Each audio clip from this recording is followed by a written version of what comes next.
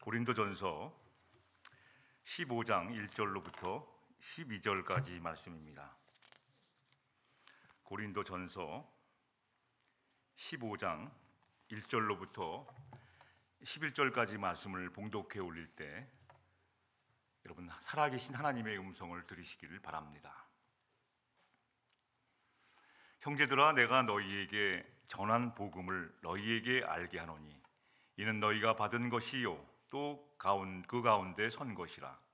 너희가 만일 내가 전한 그 말을 굳게 지키고 헛되이 믿지 아니하였으면 그로 말미암아 구원을 받으리라.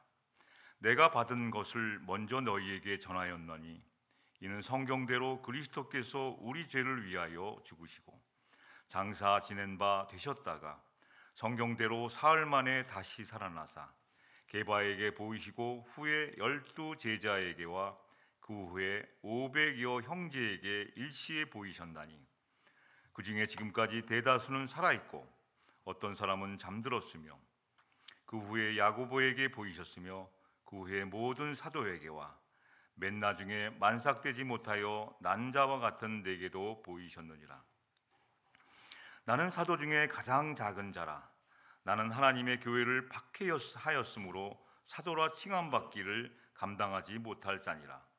그러나 내가 나 된 것은 하나님의 은혜로 된 것이니 내게 주신 그의 은혜가 헛되지 아니하여 내가 모든 사도보다 더 많이 수고하였으나 내가 한 것이 아니요 오직 나와 함께 하신 하나님의 은혜로라. 그러므로 나는 그들이나 이같이 전파하며 너희도 이같이 믿었느니라. 아멘.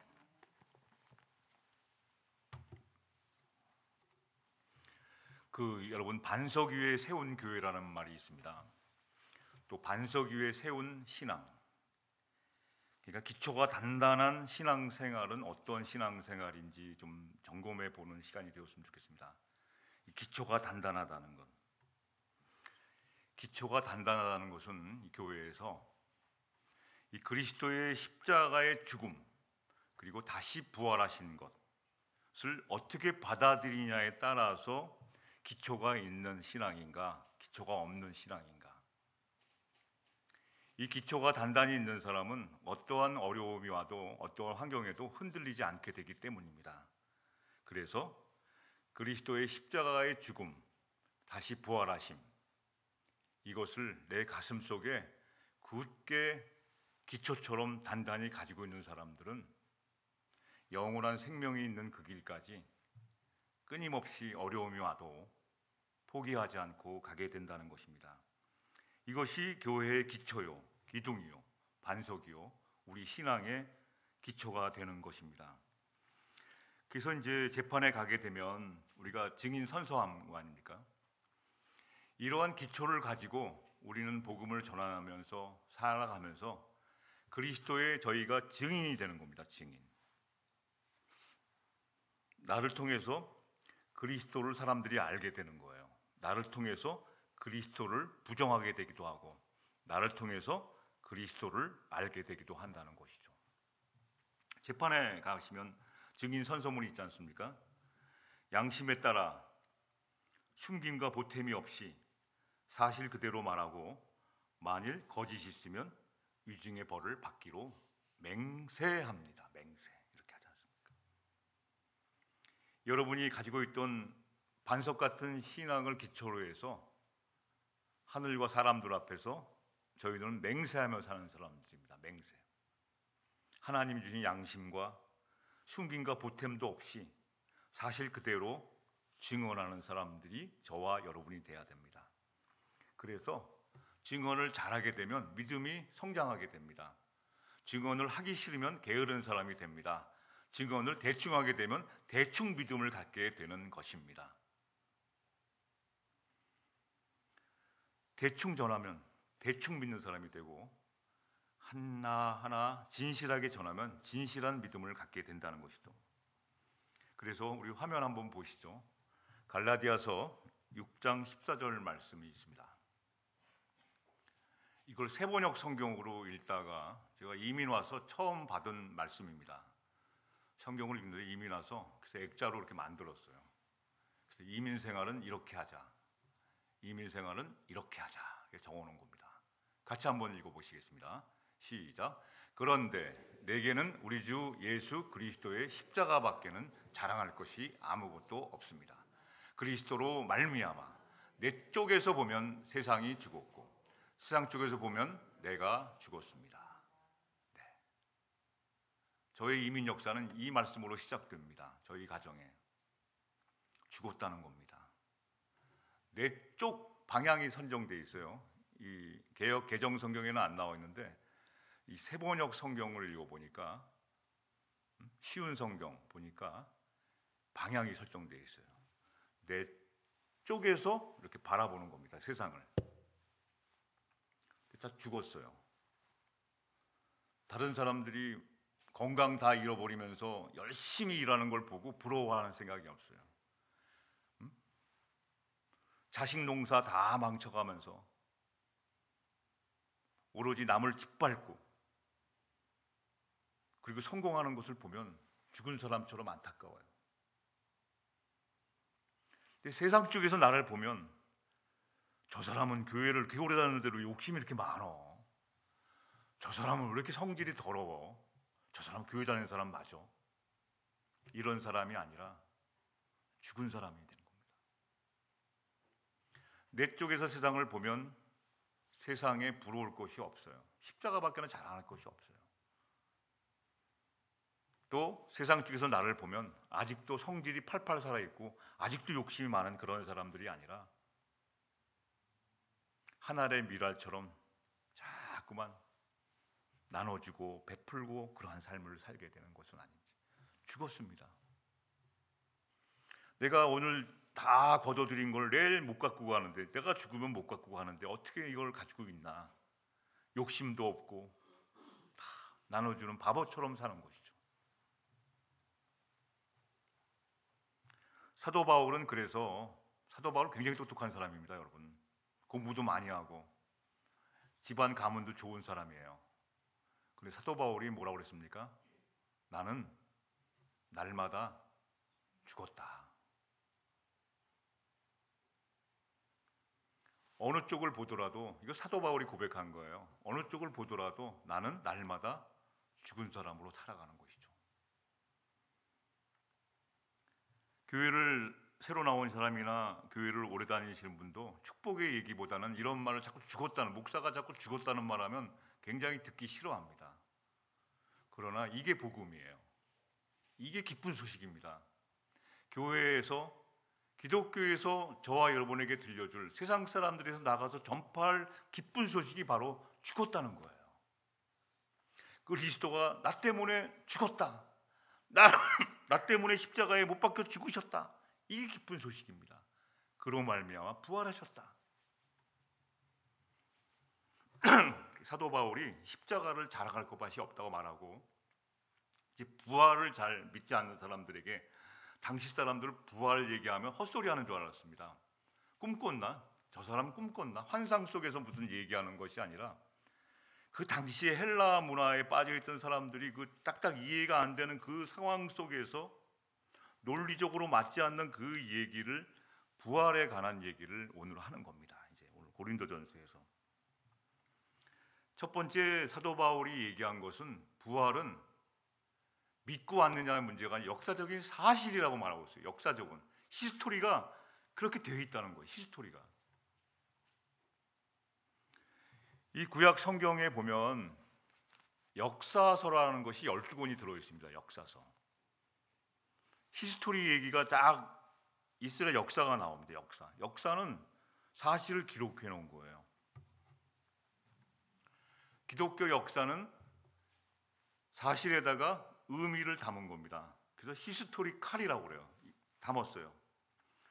그래서 오늘 나에게 일어난 일은, 역사는 오늘 밥을 먹었다고 기록하는데 우리는 어떻게 돼요? 거기다가 의미를 부여해 갖고 왜 밥을 먹게 되었나? 오늘 내가 넘어졌어요. 그런 역사는 몇 날 몇 시 몇 분에 넘어져서 다쳤다, 병원에 갔다, 이렇게 기록하면 돼요. 이걸 히스토리, 역사라고 그럽니다. 사실적으로 기록한 거죠.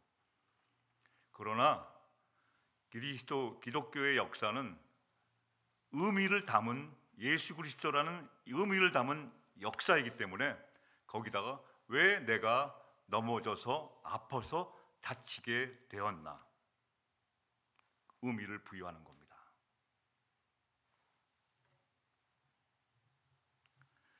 역사서 12권에 다 들어있어요.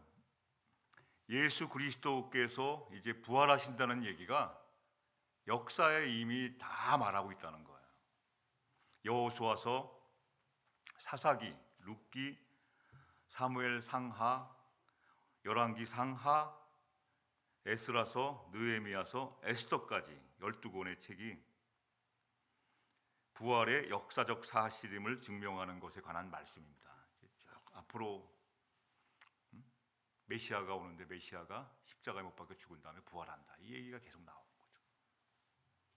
그래서 오늘 본문으로 가보실까요? 본문 보면 고린도전서 15장 3절 4절 보면 예수 그리스도의 부활은 성경에서 계속 예언하고 있는 것이 성취되어 오는 결과라는 것이죠. 오늘 화면을 보시죠. 내가 받은 것을 먼저 너희에게 전하였노니 이는 성경대로라는 말이 나와요. 그리스도께서 우리 죄를 위하여 죽으셨다. 성경대로. 십자가의 죽으심은 성경대로 나와 있는 겁니다. 이미 예언됐던 말씀이에요. 역사적으로 2000년 동안에 계속해서 이제 앞으로 이제 메시아가 오실 텐데 예수도 오실 텐데 십자가에 우리 죄를 위하여 죽으시고 다시 살아나신다는 얘기를 어느 날 갑자기 한 게 아니라 계속해서 했어요. 근데 백성들은 그것을 한쪽 귀로 듣고 한쪽 귀로 흘러보냈던 것일 뿐이죠. 성경대로 뭐라요? 사흘 만에 다시 부활하셨다는 것이죠. 장사 지낸 바 되셨다가 성경대로, 이게 인간 얘기가 아니고 성경대로 사흘 만에 다시 살아났다 이렇게 되어 있어요. 우리들은 오해합니다. 한 사람의 인생을 비관하여 오해하는 거, 성경을 오해하죠. 이렇게 막 오해합니다. 성경에 다 나와 있는데도 이걸 자기 나름대로 해석하니까 오해를 하죠. 그래서 이런 여러분 유머 잘 하실 겁니다. 우스운 얘기죠. 어떤 사람이 이제 유머입니다. 인생을 비관하여서 죽을 결심을 하게 됩니다. 내가 사는 게 사는 것 같지 않으니까 죽을 결심을 하고 마지막에 이제 성경이나 한번 보자면서 성경이나 보면서 눈을 감고 죽을 결심을 하고 성경을 딱 펼쳤는데 뭐가 나오냐면 마태복음 27장에 5절 말씀이 나온 거예요. 밑줄 그어야 됐으니까. 마태복음 27장 5절의 말씀이 뭐가냐면 유다 얘기가 나옵니다. 유다가 은을 성수에 던져놓고 물러가서 스스로 목매어 죽은지라. 마지막 죽을 결심을 하는데 딱 폈더니 유다가 목매어 죽은지라. 이 재수없는 말씀이 딱 나오니까 어떻게 돼요? 이건 아니야. 성경을 한 번 더 보기로 한번 펼쳐봅니다. 그런데 거기에 언젠가 밑줄 그어놨던 그 밑줄이 딱 있어요.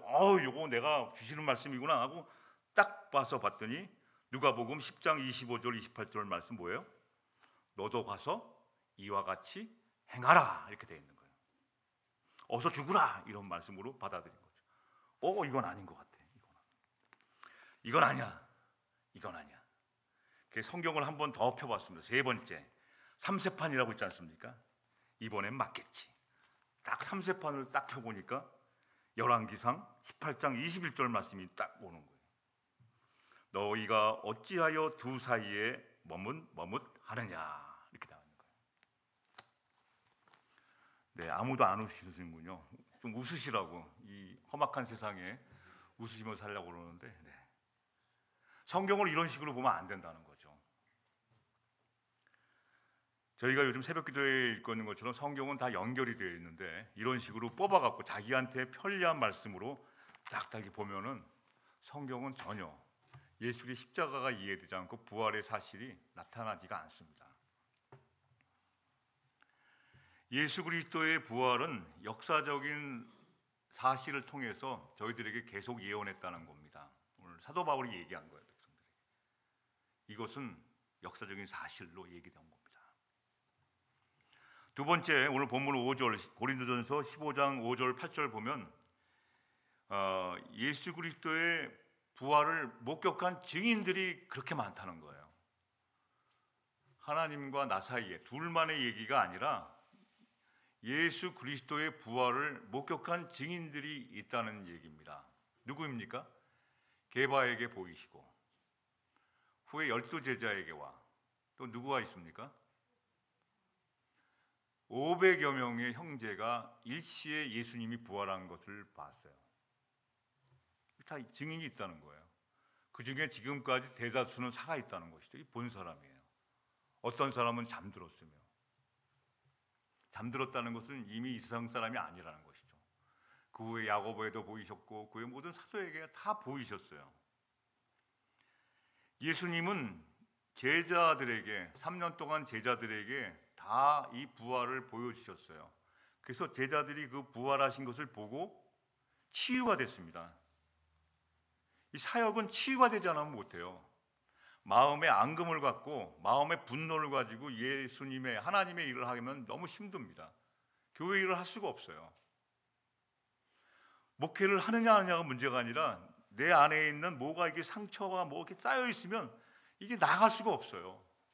그래서 예수님은 이 부활을 통해서 제자들에게 다 보여주셨다는 거죠. 다 보여주시고 힐링 받게 한 다음에 가서 제자 삼으라 이렇게 말씀하신 것이지, 그냥 그렇게 믿어 이렇게 해서 가는 게 아닙니다. 성경은 그래서 모든 예언을 사사로이 풀지 말라고 그랬어요. 이렇게 연결이 되어 있는데 그냥 막 끼어서 푸는 게 아니죠. 수많은 증인들이 있다는 거예요. 사도 바울이 본 사람들이 이렇게 많다.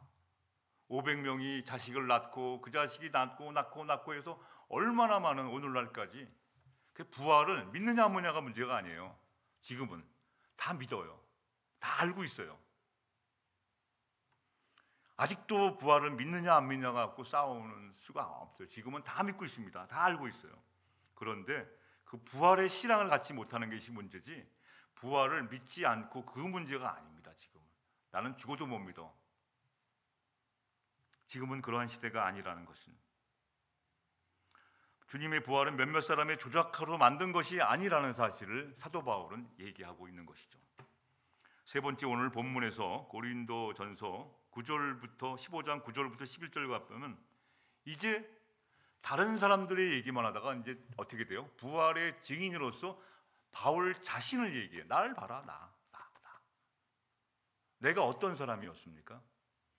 여러분, 복음은 사람들에게 마지막에 가서는 나를 보십시오. 나 같은 죄인을 살리신 하나님의 은혜가 얼마나 큽니까? 나를 좀 보세요. 그게 복음의 증인입니다. 사도 바울이 그 얘기를 하는 거예요. 다 알지 않냐? 내가 어떤 사람이었는지. 나는 사도 중에 가장 작은 자라. 나는 목사 중에서 제일 찌질한 사람이었어요. 가장 작은 사람. 목사님들만 보면 저는 아주 그냥 싫어했어요. 그냥 목사님들만 보면 그냥 아주 그냥 왜 이렇게 가식적인지 그냥 그렇게 싫어했어요. 저 자신부터가. 사도 바울도 하나님의 교회를 박해하는 사람들이나 1등이었다는 말이죠. 내가 이런 사람이었다. 나를 사도라 목사라 칭함받기에는 감당하지 못해. 너무 부끄러운 거야. 이게 내가 이게. 사도 바울은 자신을 증인으로 삼고 자신 감당하지 못하는 거예요. 그래서 저와 여러분을 부활의 증인된 삶을 살라는 거죠. 저와 여러분이 나 자신을 부활의 증인으로 삼는 거죠. 그래서 예루살렘이라는 건 어떤 곳이죠? 가장 가까운데 온 유대, 가장 나와 측근들부터 다 내가 변화된 것을 보라. 예루살렘과 온 유대와 사마리아 땅끝까지 이제 멀리 가는 거예요. 그 다음에 나 자신도 제대로 안 믿는데 어떻게 해외 선교 갑니까, 여러분? 나 자신도 믿음이 현찮은데 어떻게 남을 도와요? 내 가족들이 굶고 있는데 어떻게 남을 먹입니까? 남에게 나눠줄 수가 없어요. 저는 잘 가르치지 못했지만 자녀에게 한 가지 분명한 것은 가르쳤습니다. 하나님을 잘 믿으면 일평생 동안 걸식하며 먹는 일은 없다고 가르쳤어요.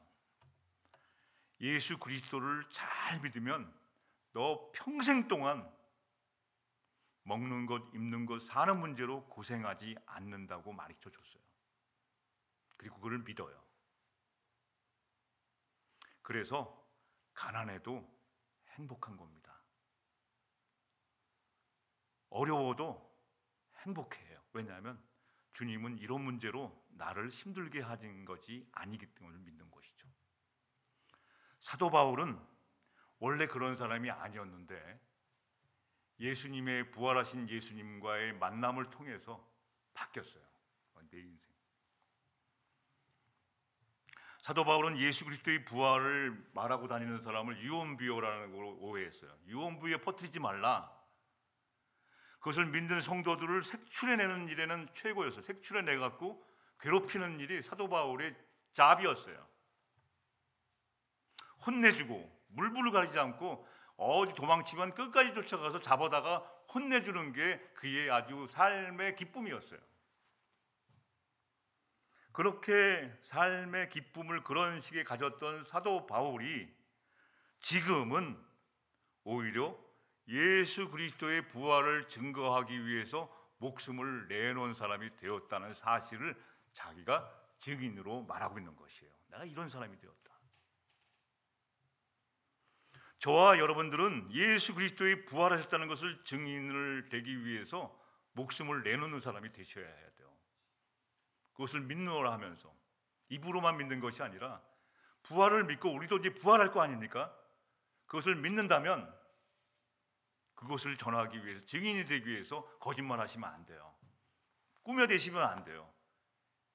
내 모습 그대로, 있는 모습 그대로 다 내놓으셔야 돼요. 본대로, 믿는 대로 얘기하시는 것이 증인된 삶이죠.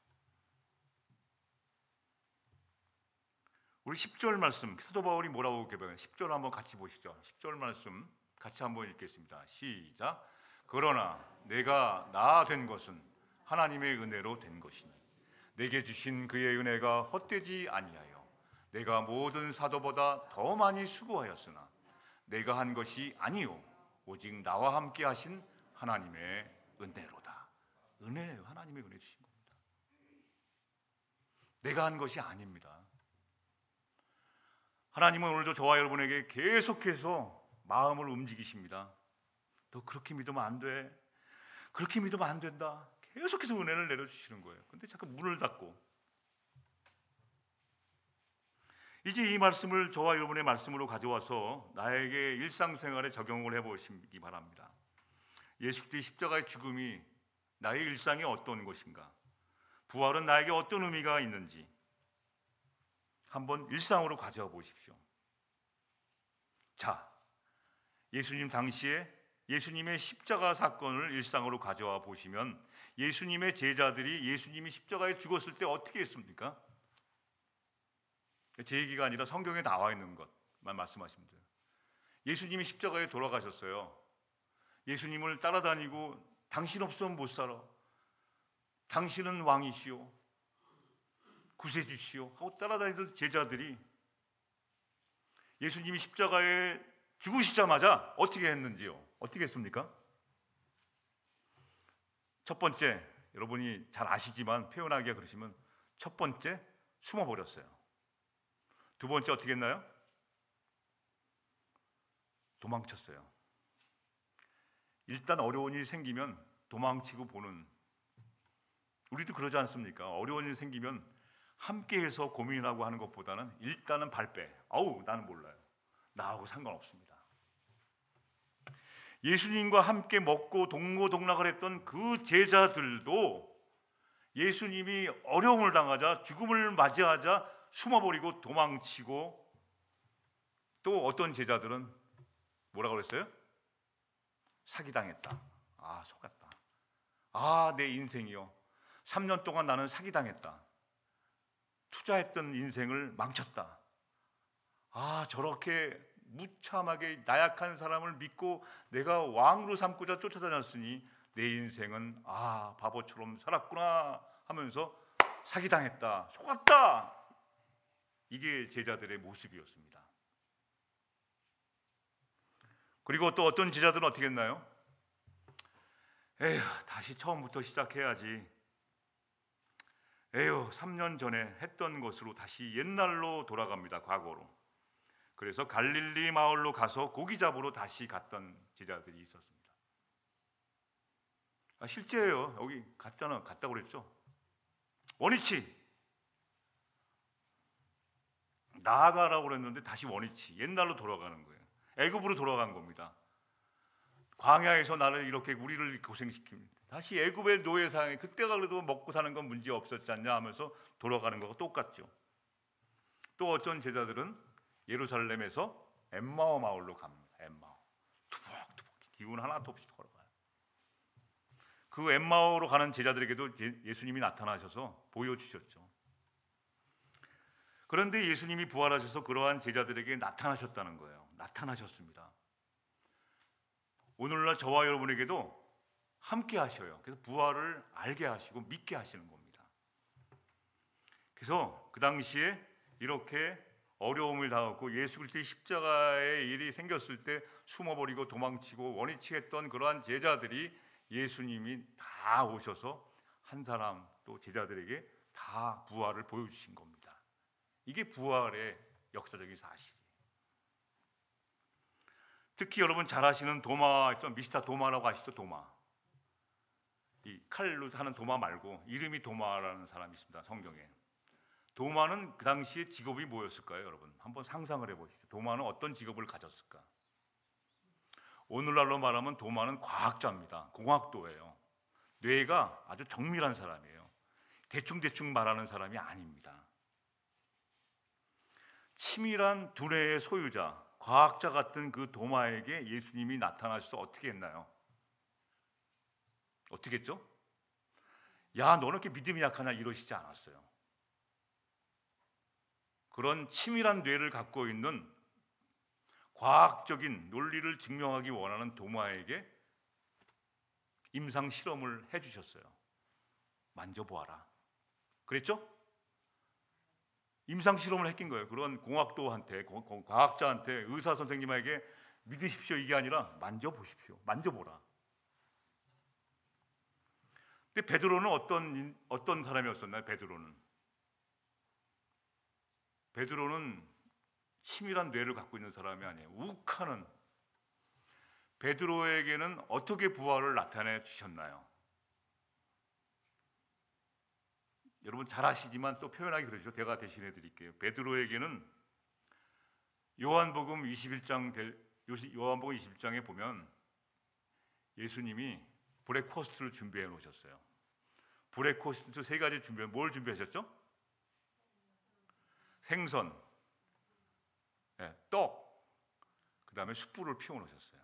자세히 보시면 몇 절이더라? 9절인가? 요한복음 아니다. 하여튼 21장 9절 말씀인 것 같아요. 요한복음 21장에 아침 조반을 준비해서 숯불과 생선과 떡을 준비해 놓으셨어요. 베드로에게는 왜 부활을 보이시면서 만져보아라 이렇게 안 하시고 숯불과 생선과 떡을 준비하셔 갖고 베드로를 부활을 나타내셨을까요? 한번 생각해 보니까 숯불과 생선과 떡은 베드로의 일생을 한마디로 표현하면 이 세 가지에 다 담겨 있어요. 베드로는 숯불이 피워져 있는 날 밤에 예수님을 모른다고 3번 부인했습니다. 숯불만 보면 베드로는 속상해요. 그래서 베드로를 회복시키기 위해서 예수님은 숯불을 갖다 놓으신 겁니다. 베드로야, 나는 너를 다 이해해. 숯불. 그리고 생선을 갖다 놨어요. 생선은 베드로가 일평생 전문가입니다. 고기 잡는 사람이었어요. 내가 일생 동안 일했던 것이 생선 잡는 일이었습니다. 여러분이 평생을 한마디로 당신의 잡은 무엇이었습니까? 물어본다면 뭐라고 말하겠습니까? 저는 고기 잡는 사람입니다. 이게 베드로 일생이거든요. 떡은 뭡니까? 떡은 베드로는 일평생 먹고 사는 일에 목숨을 걸었어요. 먹고 살기 위해서. 떡은 먹는 것. 근데 생명의 떡. 예수님은 베드로를 만날 때마다 말씀의 떡을, 하늘의 떡을 계속 양식을 주셨습니다. 이 세 가지가, 근데 이 말씀과 이 현실사의 갈등이 왔던 것이죠. 이걸 계속해서 주시고, 다 주시고 부활을 보여주셨죠. 내가 부활하신 것을. 그리고 뭐라고 말씀하셨나요? 요한의 아들 시몬아, 너는 이 사람들보다 나를 더 사랑하니나? 라고 물어봤어요. 너는 나를 위해서 아가페 할 수 있느냐? 목숨 버려서 죽을 수 있느냐? 사랑하느냐? 라고 물어봤을 때 베드로는 잘 이해를 못했습니다. 요한의 아들 시몬아, 네가 오늘 이 사람들보다 더 사랑하느냐? 근데 오늘 저와 여러분에게도 예수님은 묻고 계십니다. 다른 모든 것보다 나를 더 사랑하느냐? 여러분, 주님을 더 사랑하십니까? 결국은 이해하지 못했던, 아가페 할 수 없다고, 그 말을, 아가페라는 말을 이해하지 못했던 베드로에게 예수님은, 그럼 너는 나를 친구로 사랑할 수 있느냐? 친구. 베드로는 그때 가서요, 주님 다 아시지 않습니까? 자신 있게 친구로 사랑합니다. 저와 여러분의 예수님과의 관계는 친구의 관계, 또 필요할 때마다 잘 해주는 그러한 부익부 빈익분 관계는 아니고 하여튼 주고받는 그런 기브 앤 테이크의 관계였습니다. 그러다가 친구의 관계, 우정의 관계, 그래서 이제는 아가페의 관계, 당신을 위해서 나의 모든 것을 줄 수 있는 관계가 된 것이죠. 이게 부활의 신앙을 가진 사람이 되는 거랍니다. 결국 제자들에게 예수님이 부활했다는 것은 어떤 의미가 되었습니까? 결국은 이제 다 보여주셨어요. 그리고 다 치유하고 회복시키고 다 하신 다음에 이제 예수님은 승천하신 것이죠. 자, 이 부활의 의미가 제자들에게, 이제 남은 제자들이 있지 않습니까? 어떤 의미로 남았냐는 거예요. 저와 여러분에게 어떤 의미가 되었냐는 것이죠. 이게 오늘 메시지의 핵심입니다. 아, 주님이 다시 살아났다. 이게 기념식, 아까 우리 집사님 기도하신 것처럼 해마다 부활절만 되면 기념식을 하는 건 아니지 않습니까? 주님이 부활하셨다, 살아나셨다, 기쁘다, 이걸로 끝나면 이게 부활절은 맞지만 이걸로 끝내지 말라는 것이죠. 그 문제가 아니에요. 제자들에게는 주님이 살아나셨다, 기쁘다, 이제 이 믿음으로 살자, 이것으로 끝내지 말라는 거예요. 예수님이 부활로 말미암아 제자들에게 남기고 간 것이 있어요. 남기고 간 하늘의 선물이 있다는 것이죠. 예수님이 부활하심으로 말미암아 저와 여러분에게 주신 선물이, 하늘의 선물이, 큰 선물이 있다는 거예요. 그걸 받아들이라는 것이죠. 그것이 뭡니까? 하늘의 선물이 어떤 것인가요? 부활로 말미암아 이 부활절을 맞이해서 부활절 감사 예배를 드리면서 하늘의 선물이 무엇인가? 제자들이 받아들인 것을 먼저 보면, 제자들이 예수님의 부활을 다 보고 나서 받아들인 게 뭐냐면, 아, 이제부터 하나님의 나라가 시작되었구나, 하나님이 우리를 다스려 주시는구나 하는 것을 믿게 되었어요. 하나님의 통치가 예수 그리스도의 부활로 인하여 시작되었구나, 이제 시작이구나. 지금까지는 세상의 왕들이 다스렸는데 지금부터는 하나님이 이 나라를 통치하시는구나, 하나님이 나와 저와 여러분들을 다스리는구나, 나 제자들을 이끌어 가시는구나 하는 걸 깨달았어요. 함께 하시는구나를 깨달게 된 거예요. 그러니까 옛날에 쳐다보지도 않았던 구약 성경의 말씀이, 아, 그때 그 말씀이 그거였구나, 아, 그때 예수님이 선생님이 뭐라고 했던 말씀이 그거였구나, 아이고 이 바보 같으니 그걸 몰랐구나 하는 걸 깨달았어요. 어떤 말씀입니까? 이사야서 40장 10절 말씀, 여러분 다 외우실 거예요. 두려워하지 말라, 내가 너와 함께 함이라, 놀라지 말라, 나는 내 하나님이 됨이라. 이 말씀이 생각나는 거예요. 아, 이거구나, 내 하나님이 되어주시는구나, 이걸 깨달은 거예요. 부활을 통해서 너를 굳세게 하리라, 참으로 너를 도와주리라, 참으로 나의 의로운 오른손으로 너를 어떻게 한다고요? 네, 붙들림을 당해보지 못하셨군요. 붙들린다는 거예요. 붙들어 주신다는 거예요. 나는 손을 놔도 하나님은 딱 붙들고 안 놓으시겠다는 거예요. 이걸 알게 된 거예요. 제자들이 3년 동안 따라다니면서 뭐 그냥 이 믿음을 갖게 된 겁니다. 이걸 갖게 된 거예요. 제자들이 부활하셔서 이제 다 만나 주시고 나서 이게 보니까 옛날에 이 말씀을 하셨구나. 두 번째는 믿음을 갖게 된 것입니다. 믿음은 추상적인 말이 아닙니다. 여러분, 믿음은 뭡니까? 누가 여러분에게 물어봅니다. 믿음이 뭐예요? 그럼 여러분 뭐라고 말씀하셨습니까? 믿음은 예수님의 부활로 말미암아 하늘로부터 받은 선물인데 믿음을 어떻게 설명하시겠습니까? 믿음은 신앙생활, 우리 기독교의 기초입니다. 그런데 이게 막상 말을 해보면 확신 있게 대답하기가 어려운 게 사실 믿음이에요. 쉽지 않습니다. 그러나 우리는 그 믿음을 붙잡고 살아야 돼요. 하늘로부터 받은 선물이니까. 예수 그리스도의 부활을 통해서.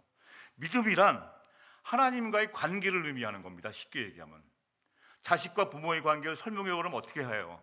그냥 걔 나 좋아하고 나 사랑해. 걔 없으면 못 살아. 이런 관계를 설명하는 것처럼 믿음은 하나님과의 관계를 말합니다. 우리의 믿음의 대상이 사람이 아니라 하나님이라는 것을 증명하는 거예요. 사람은 믿음의 대상이 아닙니다, 여러분. 근데 우리 사람을 믿게 되지 않습니까? 하나님은 믿음의 대상이라는 것이죠. 제자들은 예수님에 대한 믿음이 부활로 말미암아 믿음을 갖게 된 것입니다. 확신하게 된 거예요. 이제 통치하시는구나. 뭘 깨달았어요? 하나님은 어제나 오늘이나 영원토록 어떻게 돼요? 신실하시구나. 한 번도 말한 게 틀린 신실하시구나를 깨닫게 된 것이죠. 하나님의 능력은 크고 놀랍구나. 옛날에 있었던 오병이어의 기적, 물이 변하여 포도주가 되는 기적들을 다 봤는데도 그냥 멀끔동 했었는데 예수님이 부활을 딱 보니까 옛날에 했던 말씀이 다 생각나면서 하나님의 능력은 너무나 크고 위대하구나를 깨닫게 된 거예요. 믿음을 갖게 된 것이죠. 믿습니다 하게 된 거예요. 그때 가서 하나님은 이 시대에 우리를 사랑하시는구나. 2025년도 이 격변의 시대가 가는 저와 여러분들에게 하나님은 여전히 오늘도 우리를 사랑하시는구나를 깨닫게 된 것이고, 예수 그리스도는 하나님의 아들 독생자 예수 그리스도임을 알게 된 것. 하나님의 보내심 받은 자. 그래서 하나님의 일을 한다고 하는 것은 거듭 말씀드리지만 어떤 걸 하는 거예요? 하나님의 일을 한다는 것은 예수 그리스도를 잘 믿는 것이 하나님의 일입니다, 여러분. 하나님의 일은 교회에 여러 가지 봉사를 잘하는 것이 하나님의 일이 아니라 예수 그리스도, 하나님이 보내신 자 예수 그리스도를 잘 믿는 것이 하나님의 일입니다. 그것이 먼저예요. 먼저 그의 나라와 의를 구하는 것이 먼저라고 하나님 말씀하고 있어요. 근데 우리는 뒤바뀌죠. 먼저 하나님이 어떻게 하실까만 생각하는 것도 순서가 뒤바뀝니다. 하나님은 많은 것을 하라는 것이 아니라 종이 한 장 차이. 하나님이라면 이럴 때 어떻게 하실까? 이 한 가지 차이만 생각해도 그의 나라와 의를 구하는 사람이 되는 겁니다, 여러분.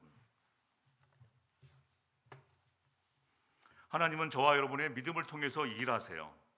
하나님은 인간의 믿음의 분량만큼, 일의 분량만큼, 믿음의 분량만큼 성장시켜 주세요. 요만큼 믿으면 요만큼밖에 안 주세요. 이만큼 믿으면 이만큼 주세요.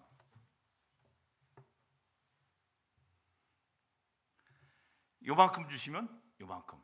여러분의 믿음이 요만하면 맨날 그 모양 그 꼴로 사셔야 돼요. 죄송합니다. 그러나 오늘도 큰 저 너머, 지금 내가 이 세상에 고생하는 건 너머를 보게 되면, 장차 나타날 영광을 이렇게 보게 되면, 부활이나 영광을 보게 되면 보여요. 그래서 오늘 어떻게 살게 됩니까? 하늘의 미라처럼 살게 됩니다. 내가 썩어져야지만 열매를 맺는구나. 나는 맨날 입만 가지고 입으로만 하는 거예요. 사랑합니다, 고맙습니다, 감사합니다, 입으로만. 입으로 누가 못합니까, 여러분? 하늘의 밀처럼 땅에 떨어져 희생하라는 것이죠. 그것이 영원한 생명이 된다는 것이 기독교의 진리의 말씀입니다. 제자들이 주님이 부활하신 다음에 받은 것이 이 믿음을 받은 거예요. 선물로. 아, 이거구나. 예수님이 부활하신 것처럼 나도 예수님이 살아셨던 것처럼 희생해야 되는구나. 나를 하나의 미랄처럼 썩어지게 만들어야 되는구나. 이걸 깨닫는 순간 믿음이 보이 내가 들어온 것이죠. 세 번째, 예수님이 부활을 통해서 하늘로 받은 선물이 어떤 것이었나요? 소망. 부활의 소망에 참, 나도 부활할 수 있구나. 사람이 죽은 것은 정하여져 있습니다. 여러분들은 다, 우리 모두는 다 정해져 있어요. 이 세상을 떠나셔야 됩니다. 천년만년 있으면 좋겠는데 안 됩니다. 그리고 요즘은 오래 사는 것도 죄입니다. 여러분, 너무 오래 살지 마세요. 주변 사람이 너무 힘들어요. 네. 저는 기도 제목이 한 가지 있습니다. 저 심각하게 얘기하는데 여러분들은 웃으시는군요. 저 이게 수년 동안 고민한 문제입니다. 제가 저희 집사람 마누라보다 먼저 죽게 하여 주시옵소서. 저는 마누라가 먼저 떠나면 저는 그 다음 삶을 감당하지 못하기 때문에 저는 늘 기도 제목이, 그리고 고백하는 말이, 여보, 내가 당신보다 먼저 죽을 거야. 그렇게 기도하고 있어. 그러면 저희 집사람이, 아이, 그러면 안 되지, 이렇게 말할 줄 알았거든요. 근데 뭐라고 그러냐면, 그거 당연한 거야, 그렇게 해. 정말 정냄이 뚝뚝 떨어집니다. 조금 그래도 빈말이라도, 아이, 여보, 오래 살아야지, 이렇게 하면 얼마나 좋습니까? 어쩜 그렇게 차가운지. 아이, 자기는 빨리 가야 돼, 나보다. 막.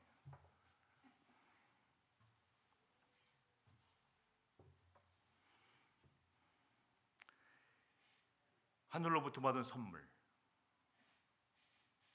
우리도 부활의 소망에 참여할 수 있다는 겁니다. 그래서 고린도전서 15장 19절 말씀은 유명한 말씀이 있습니다. 부활에 대한 거. 어떤 말씀이죠? 그리스도 안에서 우리가 바라는 것이 이 세상에 잘 살다가 가는 것뿐이라면 어떻게 돼요? 우리는 이 세상의 모든 사람들보다 가장 불쌍한 삶을 살게 된다고 말씀하고 있어요. 사도 바울이 불쌍한 자가 됩니다, 여러분. 근데 부활의 소망을 받게 됐어요, 제자들이. 그러니까 이게 막 삶이 이게 너무 좋은 거야.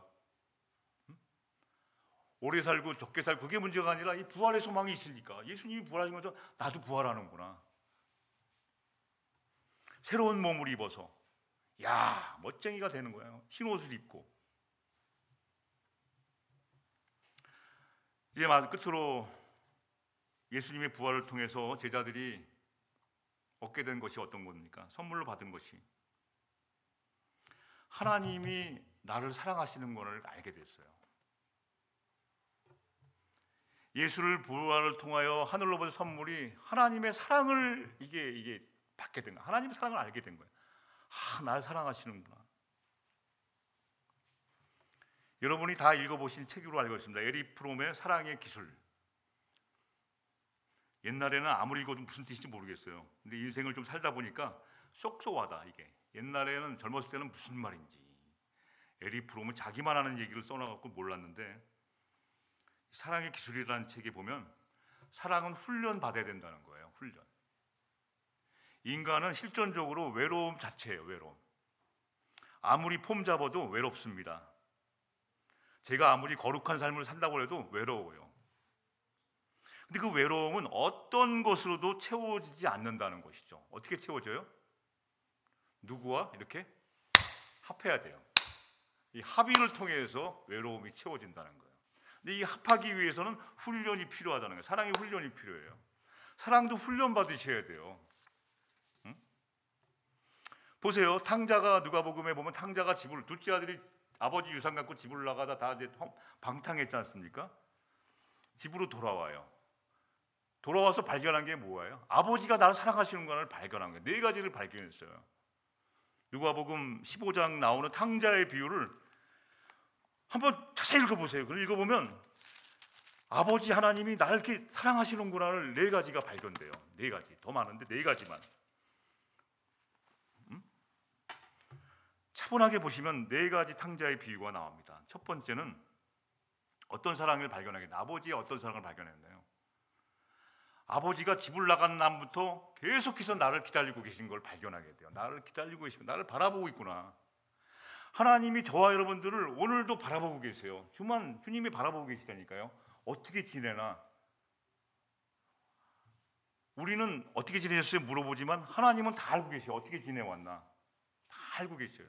바라보고 있으니까 여러분들을. 이걸 발견하게 된 겁니다. 이 사랑을 발견하게 된 거예요. 집을 나간 자식이 심정 잘한 집을 나간 아마 여러분 집을 나가 보셨어요? 이 집을 나가 본 심정, 이 교회를 떠돌아본 심정, 교회 막 다녀본 심정, 집을 나가 본 심정, 성질 나가 그 부모님이랑 싸우고 집을 나가 본 심정, 머리 둘 것도 없이 다녀본 심정, 남의 집을 기웃기웃해보고 남에게 이게 막 끌어다니고 막 빌리고 다니는 그런 심정을 한번 아시나요? 아버지는 다 알고 계셔요. 그래서 기다리시는 거예요. 오기만 하면 내가 다 줄게. 근데 안 와. 기다리시는 거예요. 돌아올 때까지. 이걸 발견한 겁니다. 이 사랑. 두 번째는 어떤 사랑을 발견했냐면 불쌍히 여기세요. 저와 여러분은 하나님이 아무리 우리가 뭐 세상에는 이렇게 높인 사람들에도 불쌍합니다. 한국의 대통령 얼마나 불쌍합니까, 여러분? 사람들은 막 존경합니다. 뭐 권력 다 잡았습니다. 그러지만 제가 보기엔 제 개인적으로 하나님 보시기에 불쌍해, 불쌍하다 이렇게 볼 거예요. 불쌍해, 너무 불쌍해요. 저거 왜 하나? 불쌍해. 저와 여러분들 보시면 하나님 불쌍히 여기세요. 이게 하나님의 발견한 거예요. 이 하나님의 사랑을 긍휼히 여기세요. 예수님은 자신을 십자가에 못 박은 사람을 향하여 불쌍히 여기신 거예요. 자신을 못 박은 사람들도 불쌍히 여겼대요. 왜 그랬을까요? 저들이 모르고 한 거니까. 우리 같으면 나를 못 박어? 너 복수혈전 할 텐데 예수님은 자기 자신을 못 박은 사람도 다 긍휼히 여겨주셨다는 것이죠. 이게 사랑이 하나님의 사랑. 저희들은 하나님과 원수된 사람들이었습니다. 그러나 예수 그리스도로 말미암아 화해하게 된 사람들입니다. 원수된 저와 여러분들을 위해서 독생자 예수 그리스도를 십자가에 죽게 만드신 하나님의 사랑을 깨닫게 된 겁니다. 저희 부모님이 저희 형이나 누나보다 저를 이렇게 맛있는 걸 많이 사주세요. 그래서 저는 제가 이쁘고 좀 똑똑하고 좀 이렇게 사랑을 많이 받는 그러한 사람으로만 그냥 착각하고 살았습니다. 근데 어느 날 이렇게 얘기하시는데 보니까 저가 뭐 사달라면 다 사주세요. 그래서 왜 그러나 봤더니 어느 날 다른 사람들과 얘기하는 걸 들었어요. 들었다 보니까 뭐라고 그러시냐면 에휴, 쟤는 내가 늦게 나갔고 자식을 모유가 안 나와갖고 모유를 못 먹여서 너무 안 됐어 이러시는 거예요. 그냥 불쌍히 여기시는 거예요. 그래서 떡 하나 더 주는 것 뿐이었지 뭐 이렇게 다른 것보다도 착각하는 게 있습니다. 우리가 하나님을 사랑하는 게 아니에요, 여러분. 하나님이 우리를 먼저 사랑해 주셨다는 것이죠. 이것을 깨닫게 된 것입니다. 하나님이 우리가 망가졌을 때 그때 우리는 하나님을 찾았지 않습니까? 실패했을 때 하나님께 부르짖고 도와달라고 요청했는데 하나님은 이미 우리를 먼저 택하셔갖고 우리를 먼저 사랑해 주셨다는 것을 깨닫게 된 것입니다. 따뜻하고 은혜로운 사랑을 발견하게 된 거예요. 끝으로 어떤 사랑을 발견했나요? 아버지는 탕자를 향해서 먼저 달려가셨어요. 아유, 저 인간 오는구나. 이게 아니라 달려가셨어요. 먼저 달려가셨다는 것이죠. 그래서 아버지는 어떻게 했어요? 아들을 껴안고 입을 맞추었다고 성경엔 되어 있습니다. 하나님이 따뜻한 품어주신 거예요. 허구하면 다 풀어지잖아요. 그 장례식 같은 데 가면 말 자꾸 쓸데없는 말 하는 것보다 그냥 허구하면 서로 울다 오면 되잖아요. 울다가 언제부터인가 저는 장례식 가면 그냥 유가족을 향해서 그냥 안고 옵니다. 다른 말 안 해요. 그냥 안아주고 옵니다. 그냥 울다가 오는 거예요, 같이. 그게 하나님 사랑을 다 느끼잖아요. 로마서 8장 38절 39절을 보면, 그래서 사도 바울은 나는 확신합니다. 죽음도 삶도 천사들도 권세자들도 현재일도 장래일도 능력도 높음도 깊음도 그 밖에 어떤 피조물이라도 우리 주 예수 그리스도 안에 있는 하나님의 사랑에서 끊을 수 없느니라, 이렇게 되어 있습니다. 없어요.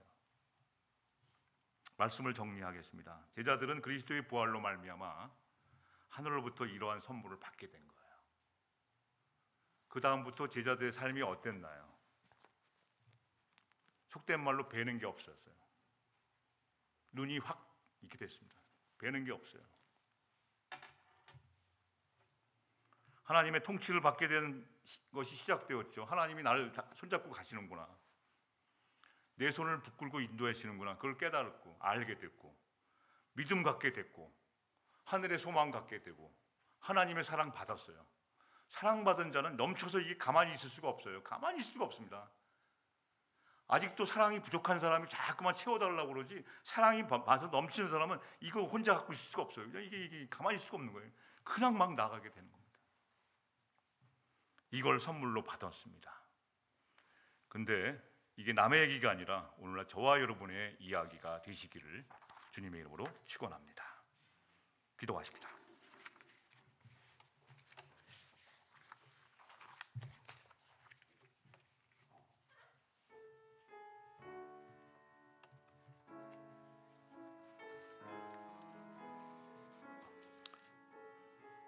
여러분, 하나님이 나를 다스리는 통치하는 삶을 받고 계십니까? 예수 그리스도의 부활을 통해서 하늘의 선물 믿음을 갖게 되었습니까? 믿음으로 승리하십니까? 하늘의 소망을 놓치지 않고 살아가십니까? 하나님의 사랑받는 자녀로의 삶을 살고 계십니까? 오늘도 무엇이 부족합니까? 이러한 하나님의 놀라운 사랑과 은혜를 가지고 살아가게 해달라고, 이러한 부활의 능력으로 살게 하고 부활의 신앙 갖고 살게 해달라고 이 시간 오늘 들은 말씀과 함께 잠시 기도하는 시간 갖겠습니다. 기도하십시다.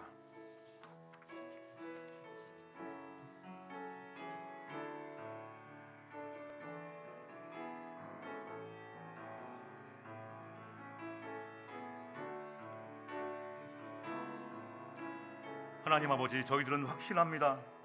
죽음도 삶도 천사들도 권세자들도 현재일도 장래일도 능력도 높음도 깊음도 그 밖에 어떠한 피조물도 우리를 우리 주 예수 그리스도 안에 있는 하나님의 사랑에서 끊을 수 없음을 믿습니다. 주님의 부활을 기념으로 끝나지 않게 하시고 나의 가슴에 하늘의 선물이 임하게 인도해 주시옵소서. 믿음 갖고 살게 하시고 하늘의 소망 갖고 살게 하시고 하나님의 사랑을 인정하며 하나님의 사랑을 넘치도록 받은 은혜로운 백성으로 살아가게 하여 주시옵소서.